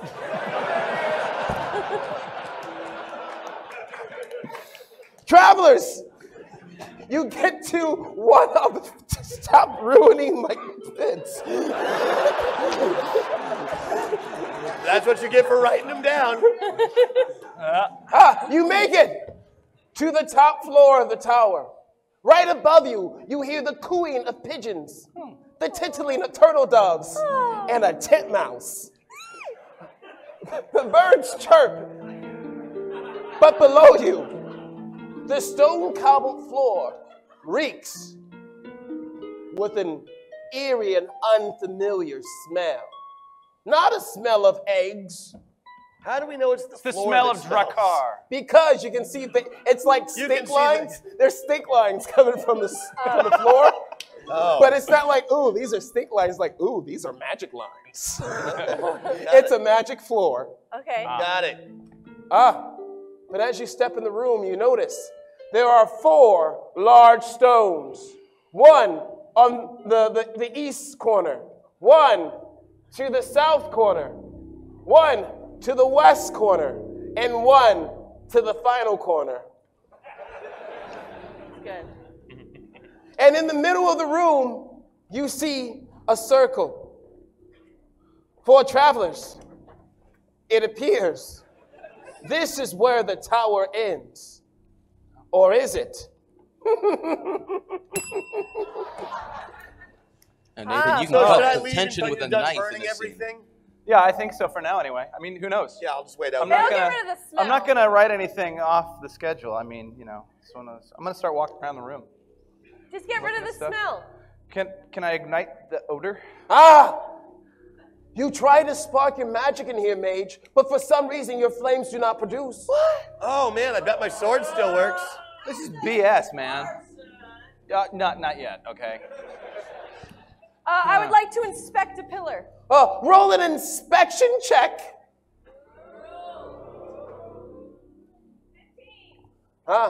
Each pillar stands taller than the last. It's a lopsided tower. But there's nothing too particular about the pillars. However, the stones look like they could be moved. Oh. I kick one, see if it moves. Which stone do you kick? This one. Kick. Stones feel no pain. But still, I wouldn't take one for granted.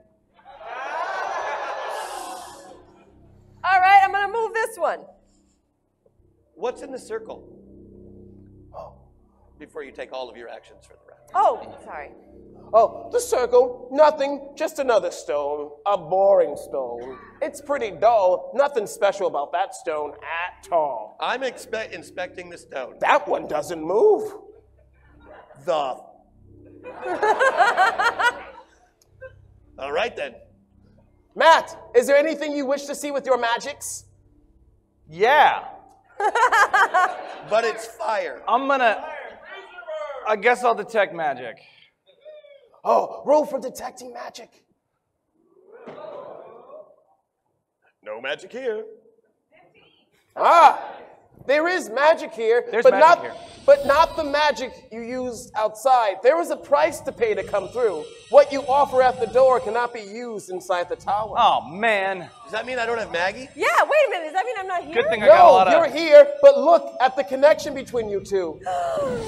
The thread that connected you two has withered and rotted away. There is nothing there. So I don't even have a tiny thin white thread anymore? Sorry. But Rogue! I always knew this day would come. Rogue, you also lack any device and means you have of killing anyone, for that was your entry to get in. You cannot kill any longer. Like ever? Try it. Nothing. Plus 5 hit points to Maggie.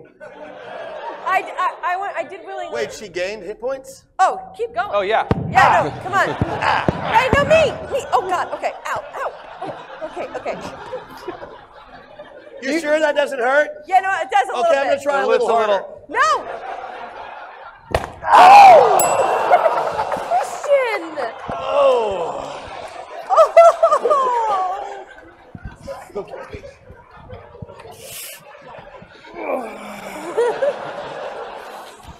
I felt that one. Yeah. I felt that one on the floor. I felt that.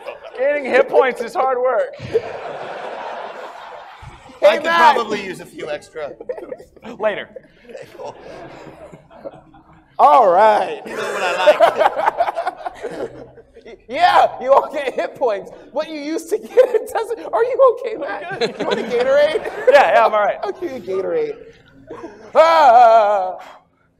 But the stones can still be moved. Yeah, I want to move them. Oh, which stone do you move first? And the one I was going to move, this one. We're moving. Moving. Yeah, this is good. She likes to move it. I like to move it. The stone moves to the center, right next to the other stone. Good. They seem nice there, like it was meant to be. Oh. What do you do next, travelers? Well, I don't want to take this opportunity for granted. Do you need any hit points? Thank you. And I'm going to move this stone over that way. Oh. Move it. Oh, easy. That's good. A gentle move, and then I'll roll it back up. Right back. Yeah. You know, I gotta say, Nathan, it's that kind of dedication to a pratfall that I really appreciate about our fans. That's right. The stone stays in place, but there are 2 left. Well, I guess I'll try and move one to the middle. And can we use the same time? Of course. Yeah. You got this. Right. Yeah. This is good. Wait, there's one more. All right, yeah. Probably in some kind of a line. Maybe. Yeah. You set each stone from north to south to east to west, with the stone in the middle and a single file eye formation. It's like a thread. Yeah. Oh, very perceptive, Maggie. You set the stones in that formation, nothing happens. Oh, man. All right.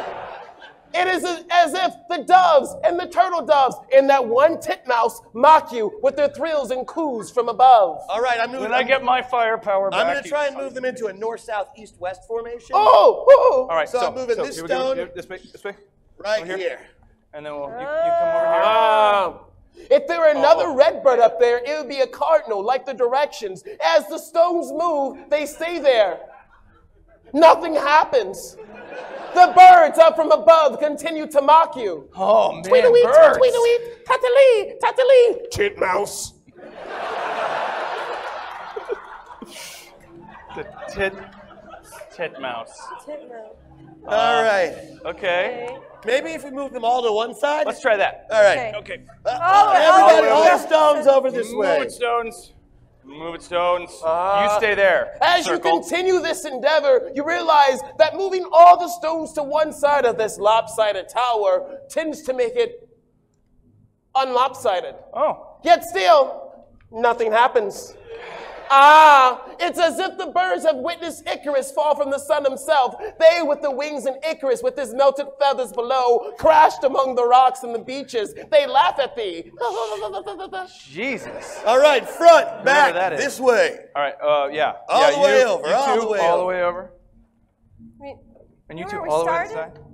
You move the stones again, and from above, with the birds perched upon the statue of Reduke, look down on you and tweet in disdain and disgust as nothing happens as you move the stones. This explanation is taking forever. I know, but all the things up above you are laughing at you as you move the stones around. Maybe we all need to, maybe it's us that need to move. Maybe we need to move ourselves. Can I stand in the circle? You stand in the circle. You are a little bit taller as you stand in the circle. It's as if the statue of Reduke seems to be just in reach of you, but still far enough. You are about Carmelone distance away. That's like, what, like 8 feet? Let's stack the stones on top of each other. That's a great idea. Let's do that. Okay. Sorry, bud. Here we go. You get in first. Yeah. Good stone. Thank you. That's good. All right. That's good. Then you stack right here. Yeah. And good, you come on good, over here. Come on. Yep. Come on. Yes. And you're on top, Stone. There we go. You know, Nathan, it's moments like this, part of me feels sorry for Steve. And then the other part remembers him mocking me incessantly when this happened to me last year. Okay, ding. Travelers, you figured it out. After your lessons on stone stacking, you yurtled those turtles. And after doing so, you realize the statue is in reach. If you were able to climb upon the statues one by one to get to the Tower of Reduke, maybe something might change. I'll climb on up. Yeah, we climb. Yeah, sure. I've got elephant legs. I mean, I'll be on the bottom. Okay. That's a great idea. Yeah. You climb up to the top. When you get to the... Yeah, you guys go on up there. There's nothing dangerous is going to happen to you up Matt, there. we can do this with three. We try it at home all the time. All right.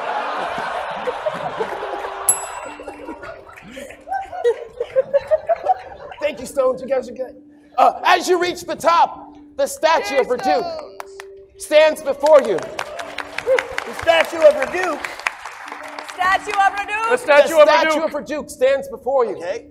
As you approach it, the details stick out even more. It's as if the statue is actually shedding tears. Am I able to hurt again and kill? No. Okay, those birds are going to have to live then. Yeah. You even see the birds flip you themselves. Can I magic missile one of the birds? Because that's not fire. It is not fire. I magic missile the birds. You've tried to fire it off.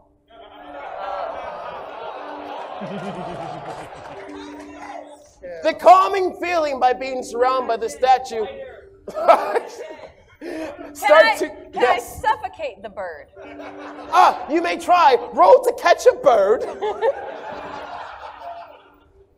And we don't even care for the statue. We're just mad at the 9. birds. Positive. Oh, thank you. 1. Thank you. Thank you. Are these all positive? Seriously, Oh, fine. It just stung really bad.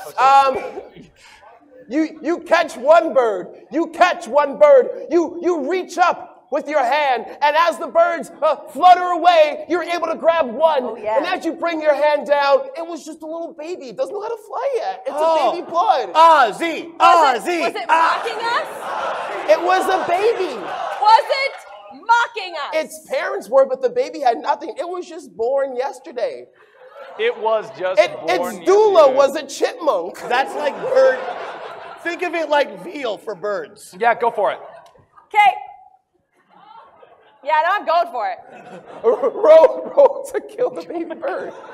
Boy, this is incredible. I have heard of choking a chicken, but this is very different. 14.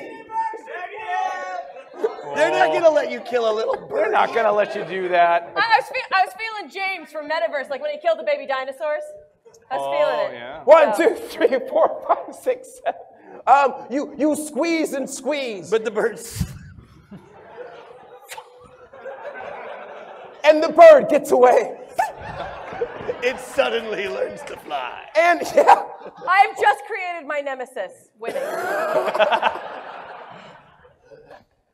Before you is the statue of Reduke. Oh! Oh, hi. Its it's eyes, crying. its hands cover its eyes as it looks very, very, very mournful. It is sorrowful. This means It is something crying. else. But as we you go. get closer, you notice that it almost shivers. There's a coldness that, Oh, yeah.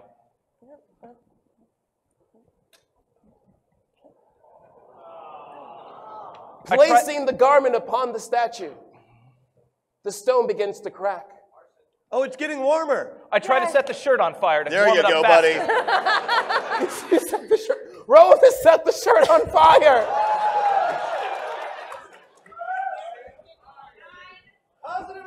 Yes. Yes. Yes. Yes. Yes. You get some arson. You get some arson. You get some. We all get arson. And to help the healing process, I'm going to give him hit points. Wait, oh, gotcha. Right, to help the healing process, I'm going to give him hit points. Nice. Oh, God. Oh. Steve, I want you to know how much I care about you. And what a good friend you always have been to me. But I have it on really good authority. This isn't going to do any damage at all. Honey. And it, should I use something else, something softer? Just don't hit him quite so hard. As hard as I hit you? Not quite that Oh, hard. I wouldn't. Okay, yeah, I all like right. Steve. I know. Oh, the action points have been received. With the 6 action points, you start to ignite, but remember, the garment is magic and no ordinary magic will suffice My in this. fire is magical. But Matthew, Yeah. have you forgotten? Maybe. The price you paid to enter stays at the door. Well, I've got it. I get out my lighter. No. I've got an idea. I run downstairs and I bring back the door.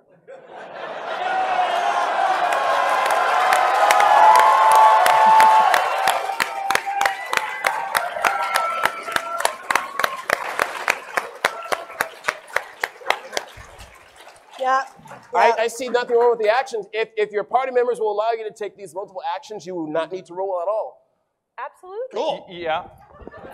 The rogue swifts off, goes down the statue, goes out the door. The card's still dead, takes the door, brings the door back up. Good. All right. Here we go. Fire!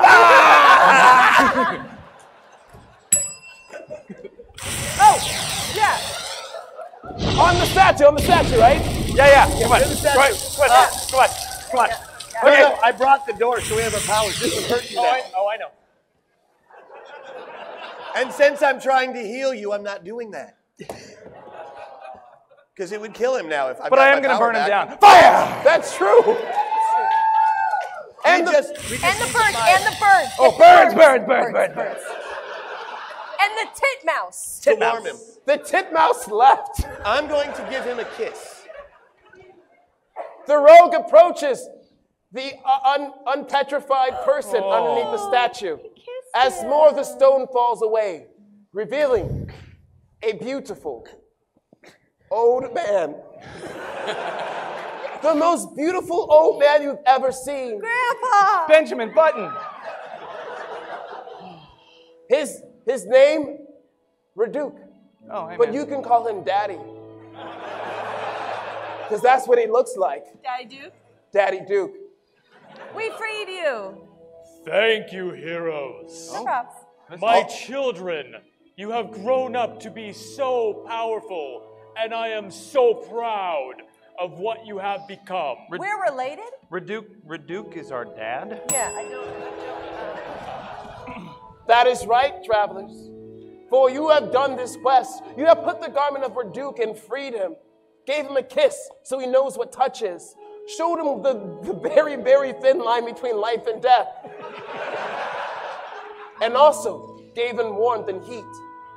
Forward Duke, now revived, now reinvigorated, now powerful with the garment of arrows, flies off into the morning sun.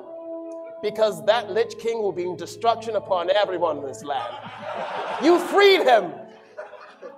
All right. Mission accomplished. So now that we're brother and sister, you have to sleep in a different tent. Okay. Congratulations, followers. Did you guys know you're part cyborg? You are. Mission completed. That means you're also part.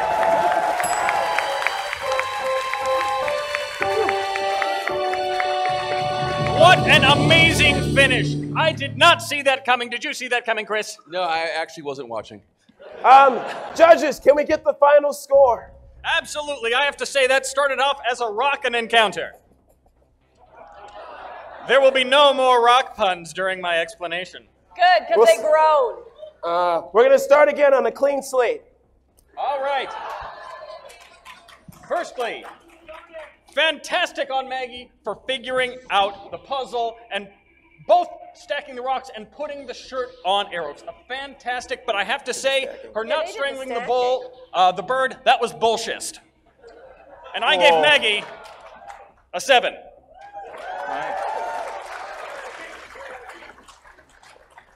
Matt Shimkus was playing that alignment. No one in this match has played their alignment as well as Matt Shimkus. He tried to burn the shirt. He tried to use fire every opportunity. He forgot that he couldn't use fire. It was fantastic. And as a judge, we are in charge of the courts that determine his score, which I say is a 9.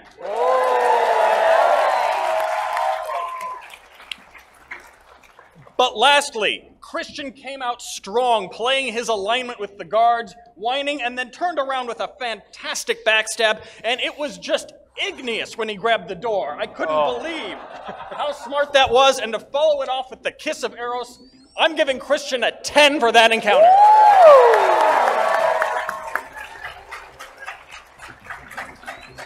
Boy, that was sure a punishing ordeal. No, absolutely, Nathan. Getting through it quickly, I'm just going to show the scores. Once again, I just felt that Matt, with his consistency there, got to go with 5 points for Matt. That was just spot on. Mags, it was tough. It was tough to figure out the balancing act this time, but when you put it all together, 5 big points for Maggie. Really impressed with her work. Christian, who somehow I misspelled his name, even though my name is in his name, 5 points for Christian right there. The Titmouse, 5 big points for that Titmouse. Whoa, foul on the play. 5 points for Arson, because I think that really just showed up well today. And I got to give Nathan 5 points for all those puns, because, I mean, that was really masterful work.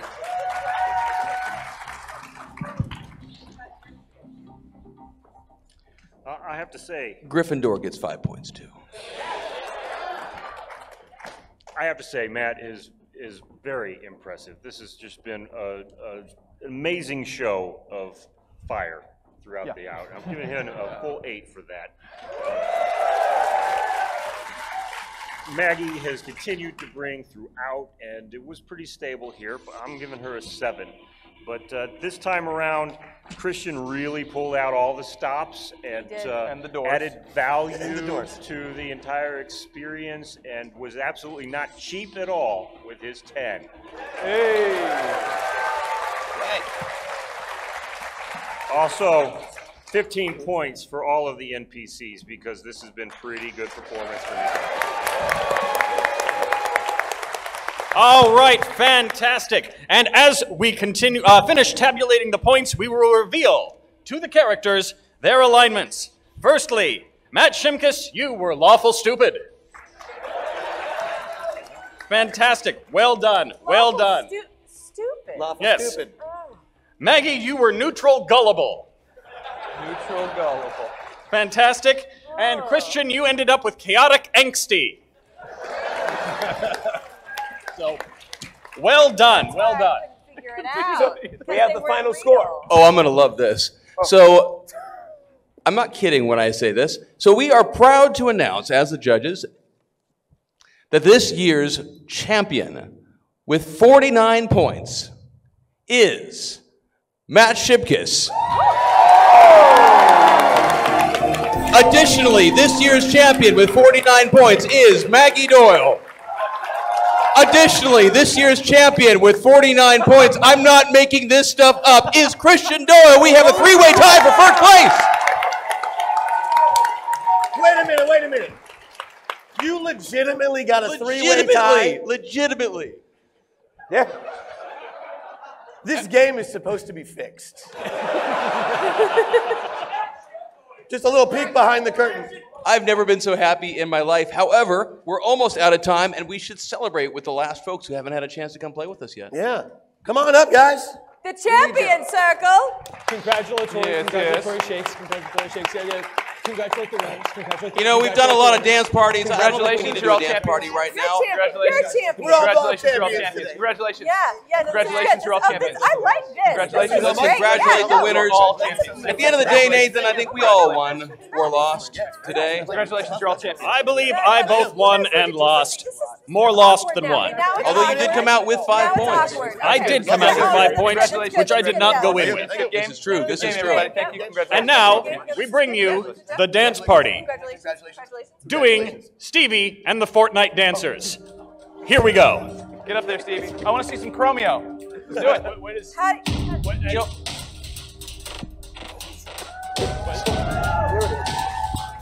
I can't. That's all we got.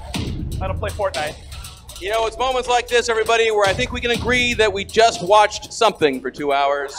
Can anyone do the thing? Have a great day! Have a great day. We'll see you at Booth 100. We'll see you at Gen Con next year. Check us out on twitch.tv/ZombieOrpheus. Or just Zombie Orpheus anything. And once again, this is Christian Doyle, Matt Shimkus, Maggie Doyle, Steve Walbrecht, Keeson Holt, Nathan Rice. My name is Chris Odie, and we are just excited to be here. And Mike Leonard, thank you for being one of our judges. Thank you. Thank you. Have a good con. Thank you so much.